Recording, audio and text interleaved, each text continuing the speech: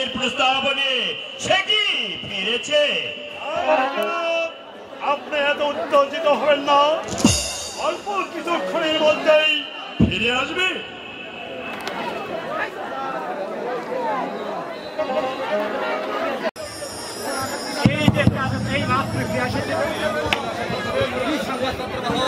কে সংবাদপত্র বাহক?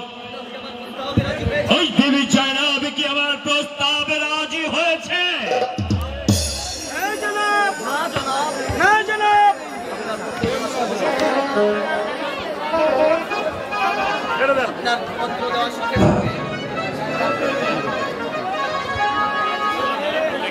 কি বললে কাছে আমার পত্রকে পদদলিত করেছে? এত বড় সাহস ওই সামান্য একটা বাদীর মাঝে! কি বলতে চাও? তারপর কি বলেছে? তাই হয়েছে জাহাপনা, তাই বলেছে আপনার পত্র গ্রহণ না করে ওই সম্রাট ওই হাসান হোসেনের পত্র গ্রহণ করেছে। কি বললে কাছে ওই মদিনার ইমাম হাসানের পত্রকে গ্রহণ করেছে? তার মানে আমার পত্রকে সে গ্রহণ করেনি।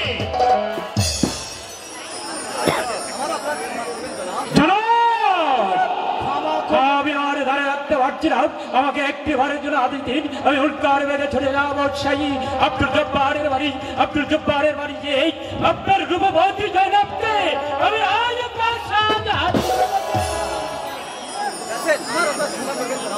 আমার অপরাধ ক্ষমা করবেন জনাব।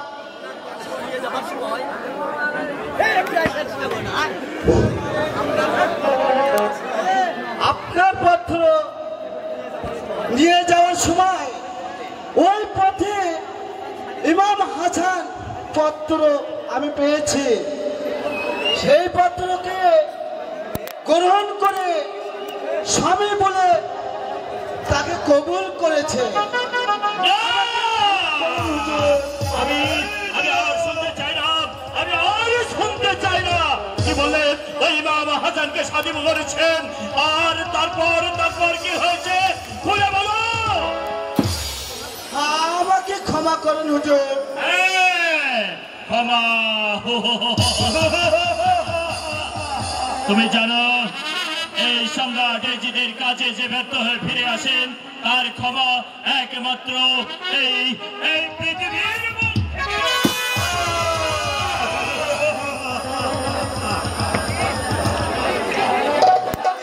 আমাদের জনাবকে যে অপমান করে তাকে এমনি করে জীবন দিতে হয়। ওই সুন্দরীকে পাওয়ার জন্য আমি ঠিক মতো ওই আব্দুল জব্বারের কাছ থেকে ছলনা করে তালাক দিয়ে নিয়েছি, আর সে কিনা হলো ওই ইমাম হাসানের স্ত্রী। না, আমি আর কিছুতেই সহ্য করতে পারছি না। বলুন মহামন্ত্রী মারওয়ান, কেমন করে কিভাবে ওই রূপবতী জয়নাবকে আমি আমার দুনিয়ার বিধব হিসেবে পাবো? ভাই জনাব, ভাই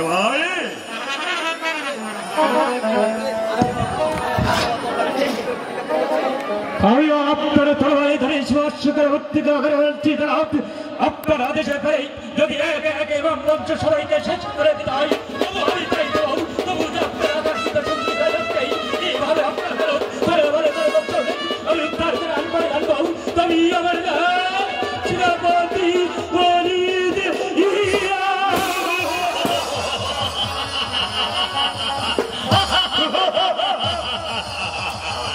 মহামন্ত্রী ওলিদের কথায় আমি অনেক খুশি হয়েছি। সেই সঙ্গে আমার মহাযোদ্ধা সীমারকে তলব করুন। কোথায় মহাযোদ্ধা সীমার? মহারাজ তোমাকে তলব করেছে। আর বলো না সীমার, আর বলো না। আমার একমাত্র আকাঙ্ক্ষিত পত্রীর পছন্দের শিকার কেড়ে নিয়েছেন ওই মদিনার ইমাম হাসান। তাই তাকে উদ্ধারের জন্য তোমাকে ওই মদিনায় যেতে হবে। অবসম্ভব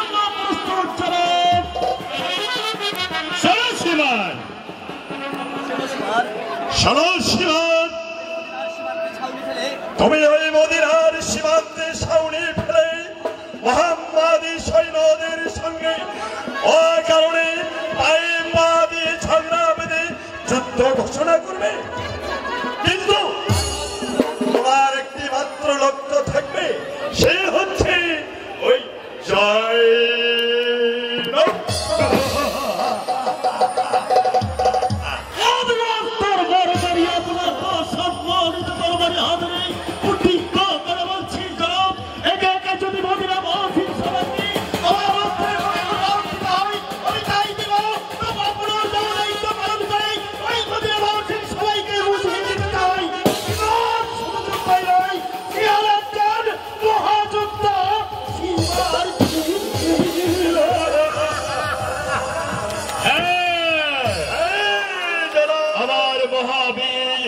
মহাযোদ্ধা সীমার যখন খেপেছে, তখন আমার সেই আকাঙ্ক্ষিত পাত্রীকে ছিনিয়ে এনে আমার বুকে দিবে মহামন্ত্রী মারণ। আমরা অন্তঃপুরে চলে তাই চলুন জনাব, তাই চলুন। তোমার পবিত্র নামে রোজা এবং ওই কাবা ঘর, পবিত্র নামে এই কাবা ঘর এবং এই রোজা আমি সযত্নে রেখেছি না জান। তুমি আমাকে এই মদিনার সিংহাসনের দায়িত্ব দিয়েছিলে, আমি অবোধ, তা এখনো আমি পালন করে যাচ্ছি না জান। কিন্তু বারবার চতুর্দিক থেকে এমন ভাবে ঝড় বয়ে আসছে, জানি না আমি সেই ঝড়ে আমি কোথায় যাব।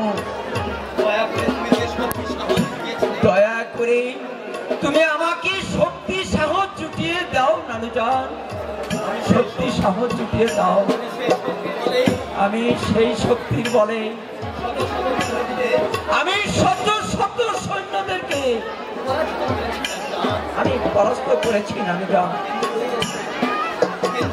কিন্তু আজ আমি কি করব নানুজান। আপনি রোজায় এসে একা একা কি ভাবছেন ভাইজান? ভাই হোসেন ভাইজান, ওই চেয়ে দেখ, আমি স্পষ্ট ভাবে দেখতে পাচ্ছি মদিনার নীল আকাশে এক খণ্ড কালো মেঘ জমে উঠেছে। অচিরেই ভীষণ জ্বর উঠবে, সেই ঝড়ে জানি না আমরা দুটি ভাই কে কখন কোথায় হারিয়ে যাব। ভাই ওই মদিনার নীল আকাশে এক খণ্ড কালো মেঘ আমাদের কিছুই করতে পারবে না ভাইজান। আপনি অতটাই ভাবছেন কেন? আমরা হলাম মহাবীর আলীর পুত্র, পিতা তো নিজ হাতে আমাদেরকে অস্ত্রবিদ্যা চালানো শিখেছে, তাই আমরা অস্ত্রবিদ্যা না চালে কেন দুর্বলতা প্রকাশ করবো ভাইজান? ওরে ভাই হোসেন, ভাইজান, আমাদের এই পবিত্র ভূমি রক্ষার জন্য আমরা প্রাণ চেষ্টা করে যাচ্ছি, আর বুঝি তা রক্ষা করা যায় না ভাই। বড় হুজুর, বড় হুজুর,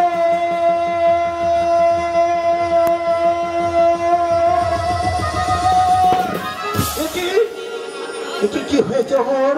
সর্বনাশ হয়েছে বড় হুজুর, সর্বনাশ হয়েছে। কি হয়েছে আমার? ওইদিকে নিজেদের সৈন্যরা মদিনার চারদিকে ঘেরাও করে রেখেছে, তাদের একটি মাত্র লক্ষ্য মদিনার কাবাঘর।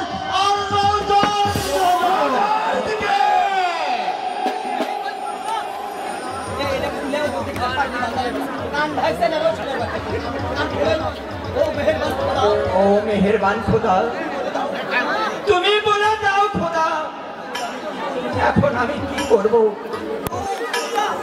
ও খোদা, না ভাইজান, ওই এদিকে খেয়ালি বলে কিছুতেই সহ্য করবে না।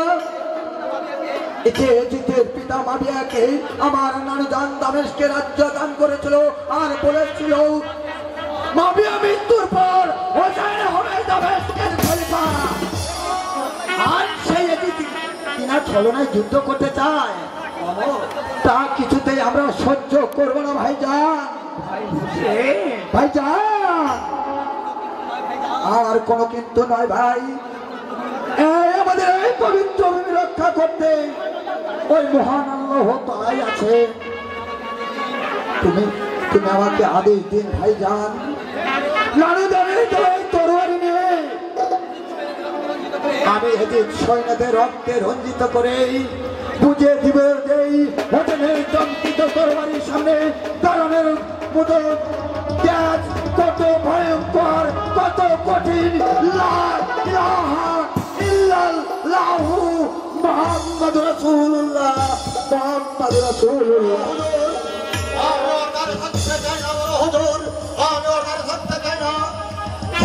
যখন যুদ্ধে চলে গেছে আমরা যুদ্ধে চলে যাবো। ওই ওই বড় হুজুর আপনার আদেশের অনুসারে হাজার হাজার জনতা নির্বাচন করলেন তার কাছে তাই নেতাদের মেধাবী রয়েছে আপনার আদেশ পাওয়া মধ্যেই আল্লাহু আকবার কামনা করবেন ওই কাফের আমি তোমাদেরকে আদেশ দিলাম তোমরা তাদের মোকাবিলা করো। আমি জানি যে রোজা রক্ষা করার জন্য তোমরা সবাই আপ্রাণ চেষ্টা করবে। তবে তবে ভাই আমার একটি কথা, কেউ তোমাদের উপর আঘাত না করা পর্যন্ত তোমরা কাউকে আঘাত করবে না। এটা যে আমার ওই নানুজানের আদেশ। বেশ তাই হবে বড় হুজুর, তাই হবে। এই আমি আপনার পা ছুঁয়ে প্রতিজ্ঞা করে বলছি বড় হুজুর, আমার মনে হয় এই উড়ানের সামনে দাঁড়ানোর মতো শক্তি এই পৃথিবীতে একটু জন্মগ্রহণ করি। আর যে শয়তান এই উড়ানির সামনে আসবে ওই মদিনা কাবার ঘর থেকে অগ্রসর হবে এই উড়ানির লাঠি রাখতে তাদের মাথা লাল লাল করে দেয় বুঝের মধ্যে লাঠি ভয়ঙ্কর কত কত আল্লাহু আকবার। এই সকিনা আমার খেলা জিনিসগুলো আমাকে দিয়ে দে। কেন কেন আমি দিব? আমি আমার খেলা জিনিস দিব না। নইলে ভালো হবে না বলে দিচ্ছি। মন তো হবে না বলে দিচ্ছি। দেখ সকিনা তুই আমাকে আসলে কিন্তু নইলে ওই ছোট আমাকে দে, তোকে যদি আমি মান না খাওয়াচ্ছি। তাই নাকি? আসিনি না কি আমার বীর পুরুষ রে, আমাকে নাকি মার খাওয়াবে? এই সকিনা এই এই বীরের ছেলে বীর হবে না, শিয়াল হবে।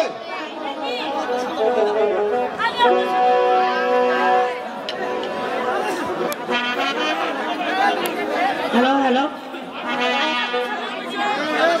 আমি অত শত বুঝি না। বল তুই আমার সঙ্গে খেলা করবি কিনা? সকিনা এই সকিনা তুই তুই যে এখন বড় হয়েছিস, আমার সাথে এভাবে খেলা করলে এই এই পাড়ার লোকে মন্দ বলবে না? এই লোকের কথায় মন্দ আমার কিচ্ছু আসে যায় না। সবাই জানে তুই আমার সেই ছোট্টবেলার খেলার সাথে। সকিনা এ তোর যদি বিয়ে হয়ে যায় তখন তুই কার সাথে খেলা করবি? তোর বোকা। এই শোন, ওই যে মাঝে মাঝে তুই আমার বাড়িতে যাবি, তখন আমি তোমার সঙ্গে আমি খেলা করবো। আর তোর স্বামী তোকে কিলিয়ে কাঁঠাল কাটাবে। শোন, অমন স্বামী আমি সংসারই করবো না। চল এখন আমরা চলে যাই। না আমি যাবো না, আমি তোর সঙ্গে খেলা করবো। বল বল তুই আমার সঙ্গে খেলা করবি নাকি? বল বল না। খেলা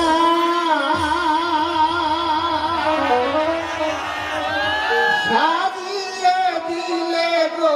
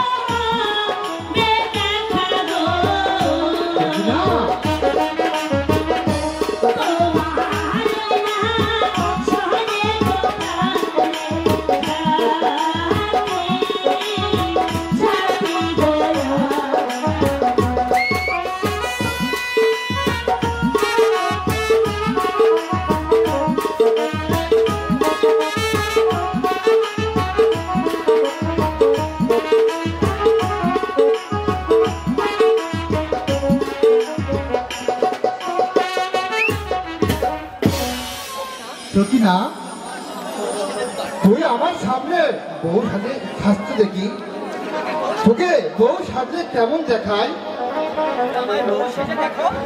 বারে আমার বুঝি লজ্জা করে না? তার চেয়ে তুমি আমাকে বসে দিয়ে দেখো। বেশ, আমি তোমার ঘুমটা টেনে দিচ্ছি।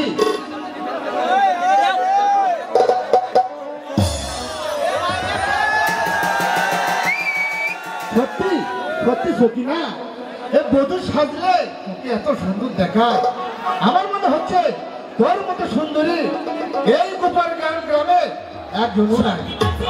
হ্যাঁ সত্যি। ঠিক আছে, শোন, অনেক বেলা হয়েছে, এখন চল। ঠিক আছে। মারান পারলো না, পারলো না। আমার শত শত সৈন্য থাকা অবস্থাও আমার কারণে কেউ সুখবরটা এনে দিতে পারলো না। জয় বিবি জয়নাবকে আমার কাছে উদ্ধার করে এনে দিতে পেরেছে। বলুন বলুন মহামন্ত্রী মারওয়ান, আপনি আমাকে মার্জনা করবেন? হুজুর, আমার সৈন্যরা বীর বিক্রমে এগিয়ে গিয়েছিল। তারপর কি হলো তারপর কিন্তু একে একে শেষে দেখলাম এক হোসেনের তরবারির আঘাতে আমাদের শত শত সৈন্যরা ঘায়েল হয়ে গেছে। অলিদ বীর এত যোদ্ধা থাকা সত্ত্বেও আমাকে কেন পরাজয়ের গ্লানি কর্ণে শোনা হচ্ছে? বলুন মহামন্ত্রী মারান, বলুন। আমি বলেছিলাম কি হুজুর, এইভাবে যুদ্ধ না করে আমরা অন্য পথ খুঁজে বের করব। অন্য পথ বলুন, বলুন মহামন্ত্রী মারান, বলুন, জলদি করে বলুন, জলদি করে বলুন, সেই অন্য পথটা কি পথ? আমি বিশ্বস্ত সূত্রে জানতে পেরেছি ওই ময়মুনা নামে এক উটনি বুড়ি আছে, আর ওই হাসানের মেজ স্ত্রী জায়দার সঙ্গে তার খুব মহাব্বত। তাই আমার মনে হয় ওই জায়দার সাহায্যে ওই হাসানের স্ত্রীকে হাসানকে বিষ খাওয়াতে পারলে হাসানের মৃত্যু নিশ্চিতই জানা।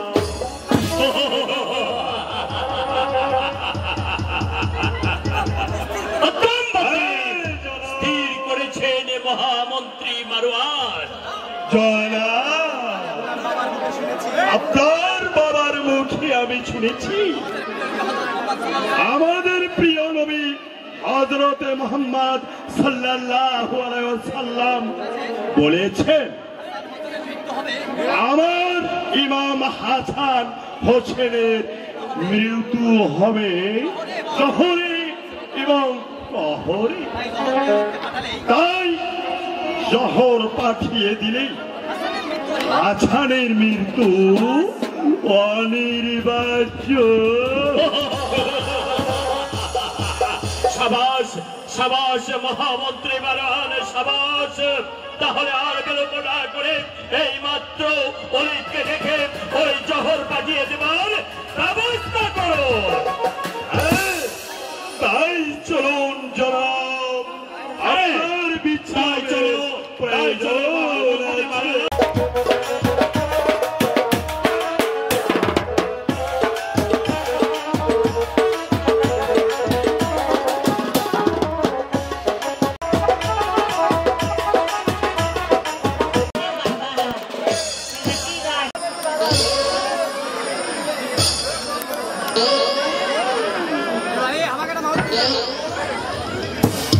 ওরে বাবা, এখন পিছলে রাস্তা মাও, ওটাও কেন পাও শুননা বাবা রে।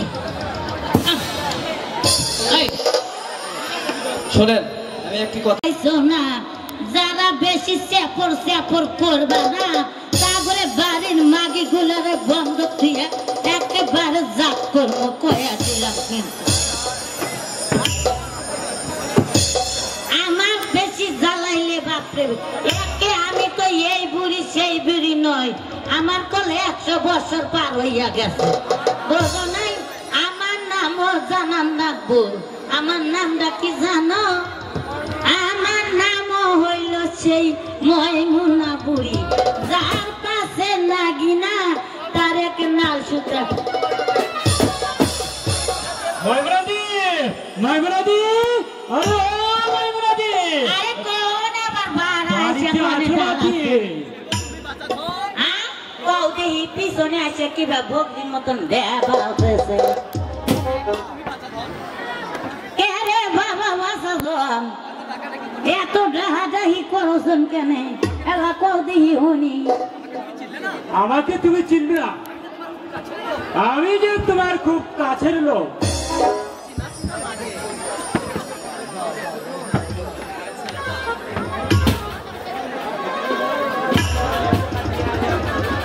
চিনতে পারছো না ময়মুনাদি আরে বাবা পোশাকে আশাকে তো এলা চেনা চেনা মনে হয় বয়স তো এলা কম হয়েছে এই জন্য সহিয়ালা বেশি দেহি বলো না এই জন্য এলা তো চিনতে সমস্যা হইতাইছে হুট করে বাচ্চা ঢুকলা কিনলে গিয়া কি এমন জরুরি কথাই আছে কৌ দেখি হুনি ময়মুনাদি আমি হলাম ওই সম্রাট এজিতের সেনাপতি এ তো ভালো বংশের লোক রে বাবা ওরে বাবা দূরে থাকো বাবা আমি পুরি তুরি মানুষ কোনো দোষ করলে মাফ করে দিও বাবা শোনো ময়মুনাদি আমি ঘুরে ফিরে দেখি কোন মানুষ কিভাবে দিন যাপন করছে তাই তো আমি পরস্পরে শুনতে পেলাম তোমার নাকি খোঁজ খাজ নেওয়ার মতো এই পৃথিবীতে কেউ নেই শোনো ময়মুনাদি তাই তুমি যদি আমার ছোট্ট একটি কাজ করে দিতে পারো বিনিময় পাবে 1 লক্ষ স্বর্ণ মুদ্রা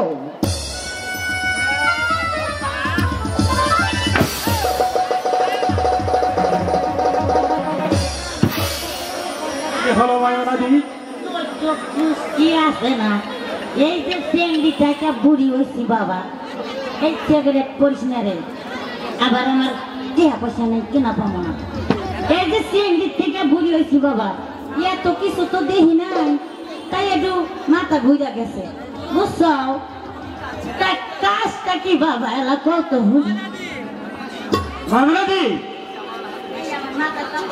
এই যে দেখো আমার হাতে এটা কি এই বিষটুকু দেখতে পাচ্ছ কাছে এসে ময়মুনাদি কাছেই তো জওয়ান নাকবো দেখতে পুরি পাচ্ছ? মানুষ না দেখলে নিমুখী সোহে তো দেখি না ছোট ছোট বড় বড় রোগ করে ওটা কি বাবা এই দেখো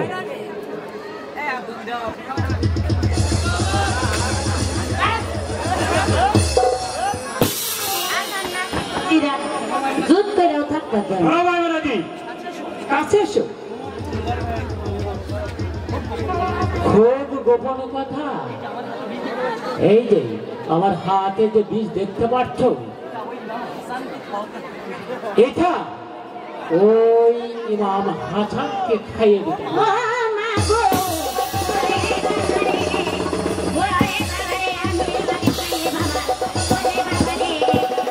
আরে এমন করছো কেন ময়মুনাদি? কাজের বিনিময়ে পাবে তুমি 1 লক্ষ স্বর্ণ মুদ্রা।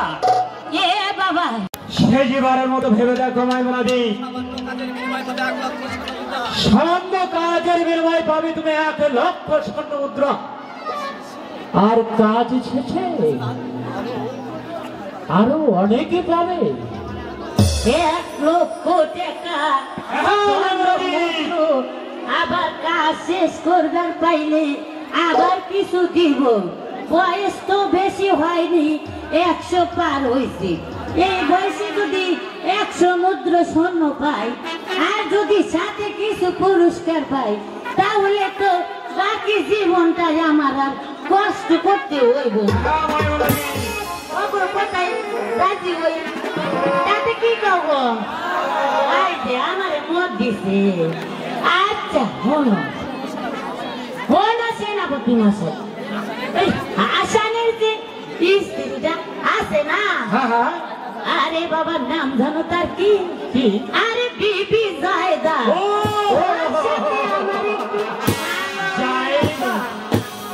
আরে ওর সাথে তো আমার তাই নাকি? আমি ওই জায়দারে দিয়ে না আমার এই কাজটা আমি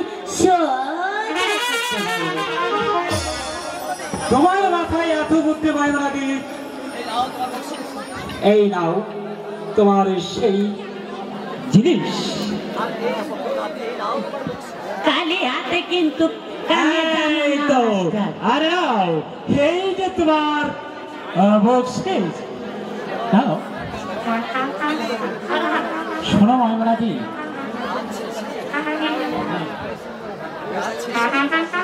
খবরদার লোক যেন জানতে না পারে।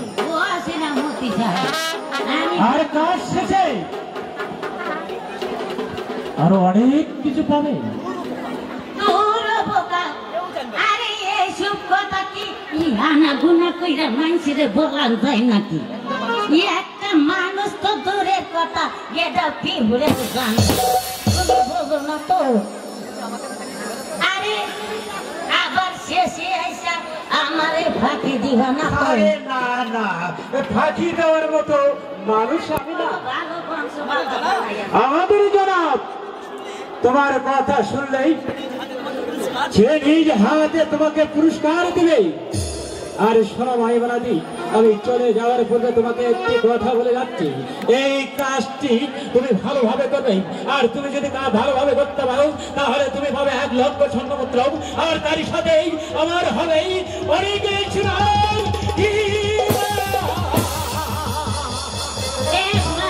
ভাই। এই আমার একটা নাতি আছে ভাই, আমারে খুব জ্বালাওছে বুঝছো।